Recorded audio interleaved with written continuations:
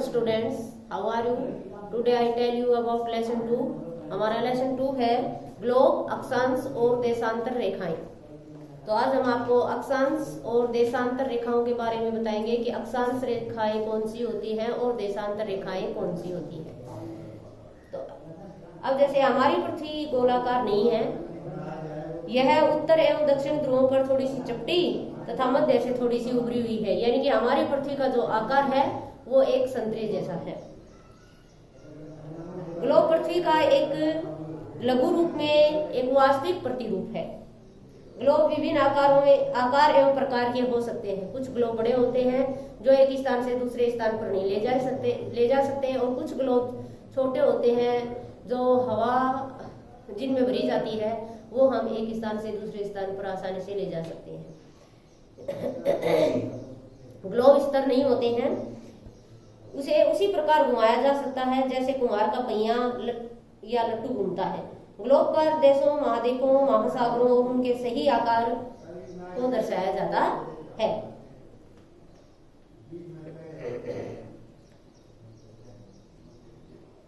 पृथ्वी की भांति पश्चिम से पूर्व की ओर घुमाया जा सकता है, और इस प्रकार जो एक अन्य काल्पनिक रेखा भी ग्लोब को दो बराबर बराबर भागों में बांटती है उसे विषुवत वृत्त कहा जाता है।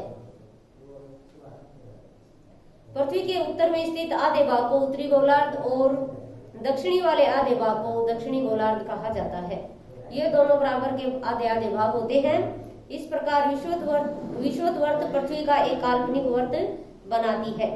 यह पृथ्वी पर विभिन्न स्थानों की स्थितियां बताने का सबसे महत्वपूर्ण संदर्भ बिंदु है।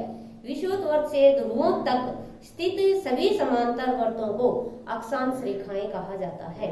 अक्षांश रेखाओं को अंश में मापा जाता है। तो अक्षांश रेखाएं हमारी जो देखो, जैसे ये एक ग्लोब है,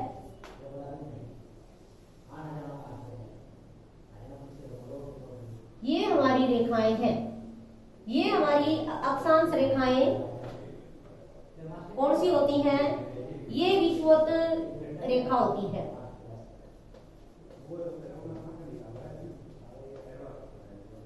विषुवत वृत्त या विषुवत रेखा,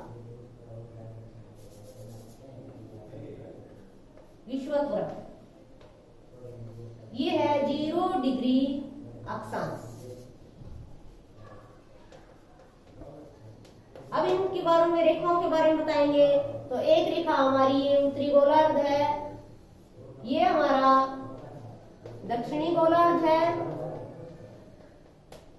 और ये हमारा उत्तरी गोलार्ध है।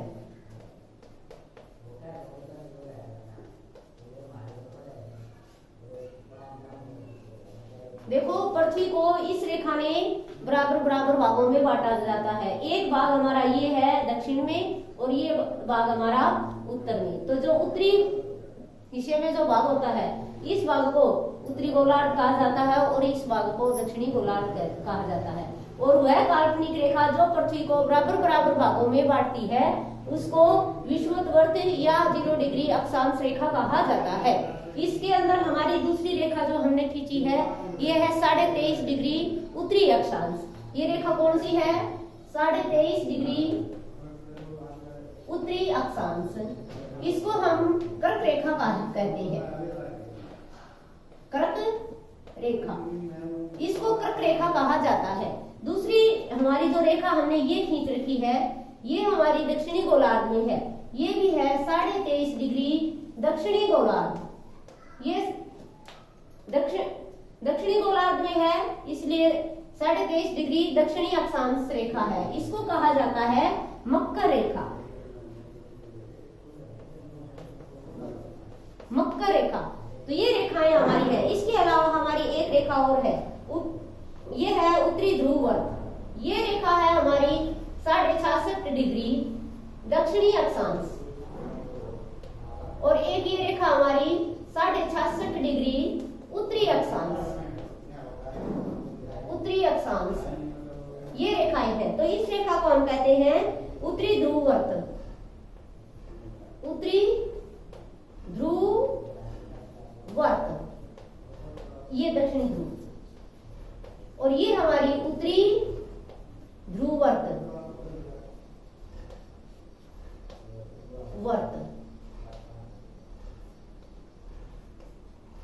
ये हमारी उत्तरी ध्रुव वर्त है।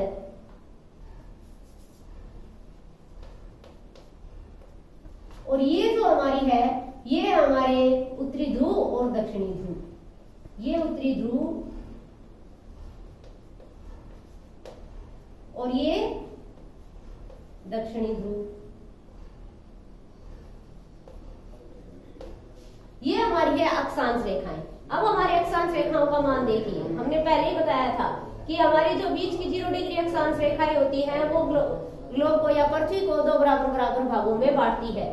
उत्तरी भाग को उत्तरी गोलार्ध और दक्षिणी वाले भाग को दक्षिणी गोलार्ध कहा जाता है।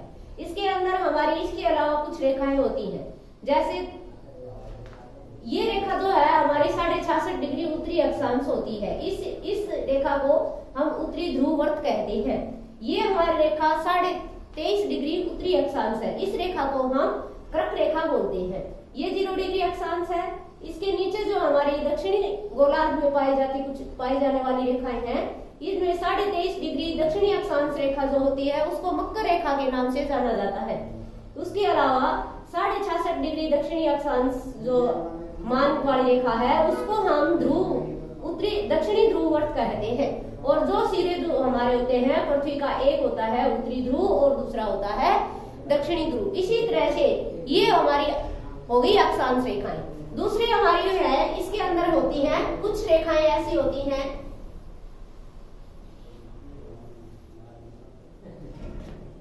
ये हमारा है जो रेखाएं पूर्व से पश्चिम या पश्चिम से पूर्व की ओर खींची जाने वाली रेखाओं को अक्षांश रेखाएं कहते हैं। और ये रेखाएं जो हमारी हैं ये हमारी हैं देशांतर रेखाएं। ये अक्षांश रेखाएं और ये हैं देशांतर रेखाएं। देशांतर रेखाएं हमारे उत्तर से दक्षिण की ओर खींची जाती हैं। ये रेखाएं हमारी इस आकार की होती हैं। ये देशांतर रेखाएं होती हैं और वो अक्षांश रेखाएं। इसके अलावा ये जो हमारा होता है पृथ्वी के अंदर, इसी तरह से ये रेखाएं खींची जाती हैं। ये तो हमारी अक्षांश रेखाएं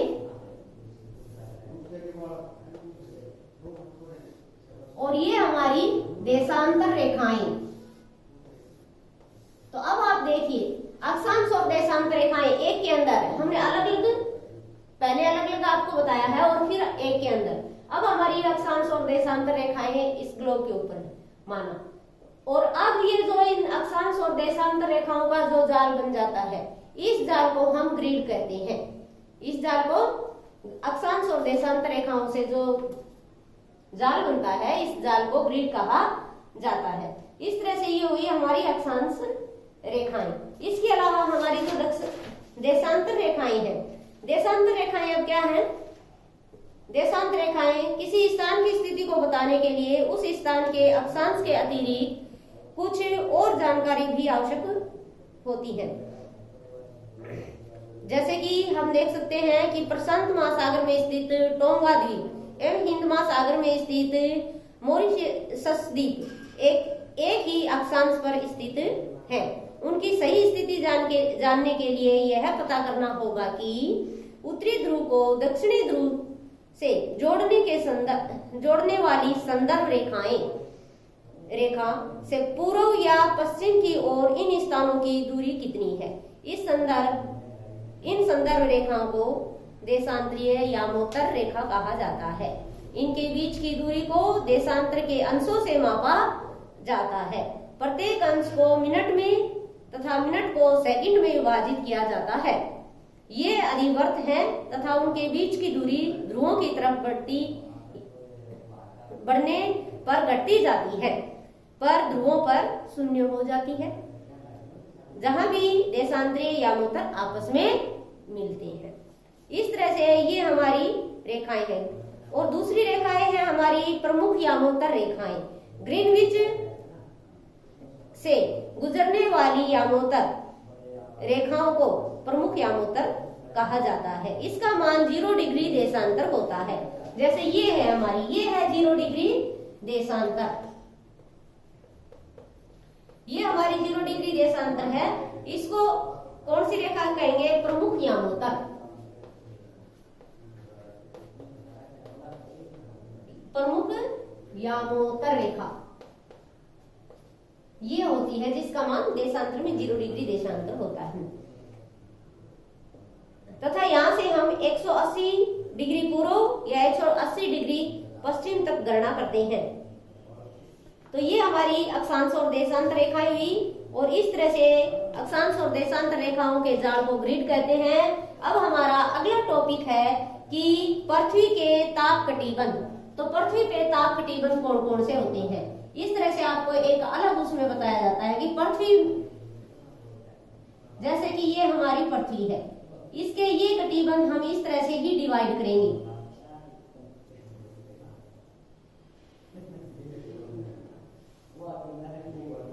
ये देखिए, अब इसी तरह से हमने इन रेखाओं के हिसाब से हम ये ताप कटिबंध करेंगे। तो हमारे कटिबंध जो होते हैं वो 3 प्रकार के होते हैं। एक तो उष्ण कटिबंध, दूसरा शीतोष्ण कटिबंध, और तीसरा है हमारे पास शीत कटिबंध। तो अब ये देखिए हमारी रेखाओं के अनुसार, ये हमने बताया था 23.5 डिग्री उत्तर, और ये बताया था 23.5 डिग्री दक्षिण, ये 66.5 डिग्री उत्तर, और ये 66.5 डिग्री दक्षिण। तो ये रेखाएं थी। अब ये जो हमारा क्षेत्र है, यानी कि कर्क रेखा से मकर रेखा के बीच का जो हमारा क्षेत्र है वो होता है उष्ण कटिबंध। ये कौन सा होता है? उष्ण कटिबंध होता है। उष्ण कटिबंध के अंदर सूर्य की किरणें सीधी पड़ती हैं। अब ये देखिए, ये सूर्य की किरणें हैं उष्ण कटिबंध के ऊपर सीधी पड़ती हैं, इसके ऊपर। तो यहाँ जो है बहुत ज्यादा गर्मी रहती है, क्योंकि सूर्य की रेखाएं यहाँ सीधी पड़ती है। दूसरा हमारा अगला आता है, ये हमारा जो क्षेत्र होता है ये बीच का, ये है शीतोष्ण कटिबंध, शीतोष्ण कटिबंध, और ये हमारा क्षेत्र शीतोष्ण, ये हमारा क्षेत्र शीतोष्ण कटिबंध होता है। यहाँ जो है, अब ये देखिए उष्ण कटिबंध में कर्क तथा मकर रेखाओं के बाद किसी भी अक्षांश पर दोपहर का सूर्य कभी भी सिर के ऊपर नहीं होता। जो हमारा उष्ण कटिबंध होता है, यहाँ जो है सूर्य सिर्फ सीधी पड़ती है, तो सूर्य दोपहर के समय हमारे ठीक सिर के ऊपर होता है। ध्रुव की तरफ सूर्य की किरणें, अब देखो तिरछी पड़ती है, ध्रुवों की तरफ सूर्य की किरणें तिरछी हो जाती है। इस प्रकार उत्तरी गोलार्ध में कर्क रेखा एवं उत्तर ध्रुववर्त तथा दक्षिणी गोलार्ध में मकर रेखा दक्षिणी ध्रुववर्त के बीच वाले क्षेत्र में तापमान मध्यम रहता है। और ये जो हमारा होता है, यानी कि 23.5 से 66.5 डिग्री का और 23.5 उत्तर से 66.5 डिग्री का बीच का जो क्षेत्र होता है, यहाँ का तापमान ना ज्यादा गर्म होता है और ना ज्यादा ठंडा होता है, इसलिए यहाँ की जलवायु मध्यम होती है। ये शीतोष्ण कटिबंध होते हैं। और ये जो हमारे ध्रुवों के ऊपर होती है, ये होते हैं हमारे शीत कटिबंध, ये हमारे हैं शीत कटिबंध। शीत कटिबंध यहाँ बहुत ज्यादा ठंड होती है। उत्तरी गोलार्ध में उत्तर ध्रुव एवं उत्तरी ध्रुव तथा दक्षिणी गोलार्ध में दक्षिणी ध्रुववर्त एवं दक्षिणी ध्रुव के बीच के क्षेत्र बहुत ठंडे होते हैं। यानी कि ये जो हमारे क्षेत्र होते हैं 66.5 डिग्री से ध्रुवों तक के, तो ये बहुत ही ठंडे होते हैं, क्योंकि यहाँ सूर्य क्षितिज से ज्यादा ऊपर नहीं आता, इसलिए शीत कटिबंध कहलाते हैं, क्योंकि ज्यादा ठंड होती है। तो ये हमारे हो गए 3। अब हमारा आज का लेसन यही खत्म होता है। हमने आपको बताया है अक्षांश रेखाएं, देशांतर रेखाएं और कटिबंध, और अक्षांश देशांतर रेखाओं के जाल को ग्रिड कहा जाता है। तो इनको आप अपनी बुक में इस लेसन को रीड करिए, इन बातों को समझिए, और कुछ मैं आपको क्वेश्चंस करवा रही हूँ आपके बुक के पीछे वाले और ब्लैंक्स, तो इनको आप ध्यान से देखिए।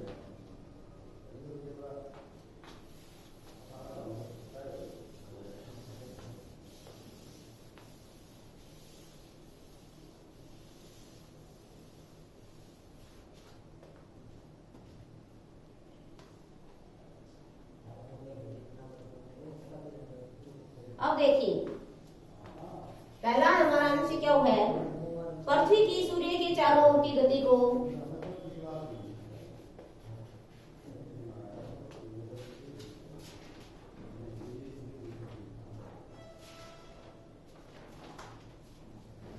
प्रमुख यानोत्तर का मान क्या है।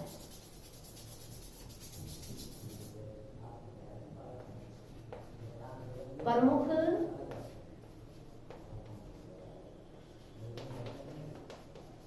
यानोत्तर का मान क्या है, तो हम आंसर में लिखेंगे प्रमुख यानोत्तर का मान होता है 0 डिग्री। क्या होता है, 0 डिग्री है, इसमें दे नहीं रखा, नहीं तो 0 डिग्री देशांतर भी बोला जाता है। शीत कटिबंध किसके नजदीक होते हैं, दूसरा क्वेश्चन, शीत कटिबंध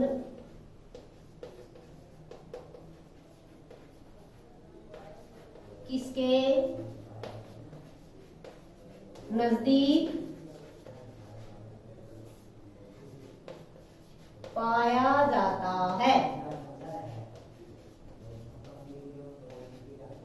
आंसर ध्रुवों के पास।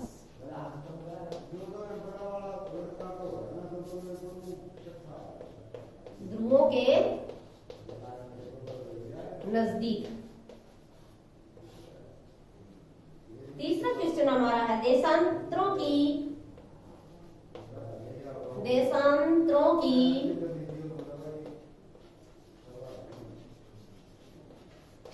कुल संख्या है।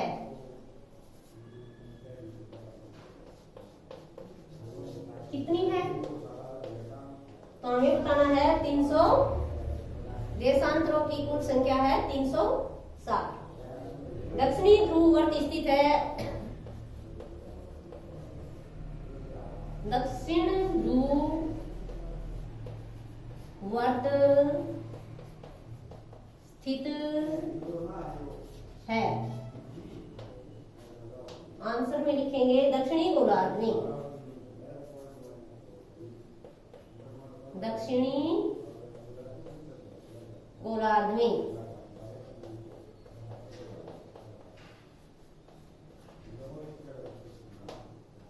नेक्स्ट हमारा पांचवा क्वेश्चन है ग्रिड। अभी मैंने बताया था ग्रिड किसका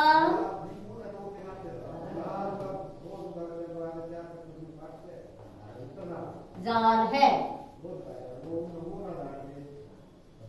तो हम लिखेंगे अक्षांश रेखाओं, अक्षांश रेखाओं एवं देशांतरीय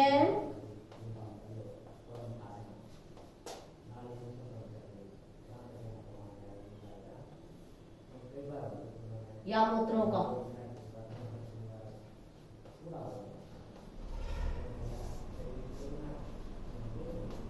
तो ये हमारे थे क्वेश्चन, इनको आप अपनी नोटबुक में राइट करके और लर्न करिए। तो हमारा प्रमुख यानोत्तर का मान क्या है, 0 डिग्री अक्षांश। शीत कटिबंध किसके नजदीक पाए जाते हैं, ध्रुवों के नजदीक। देशांतरों की कुल संख्या कितनी है, 360। दक्षिणी ध्रुववर्त कहाँ स्थित है, दक्षिणी गोलार्ध में। ग्रिड किसका जाल है, अक्षांश रेखाओं एवं देशांतरीय यानोत्तरों का जाल है। तो इसी के साथ आगे की जानकारी आपको कल मिलेगी। Thank you.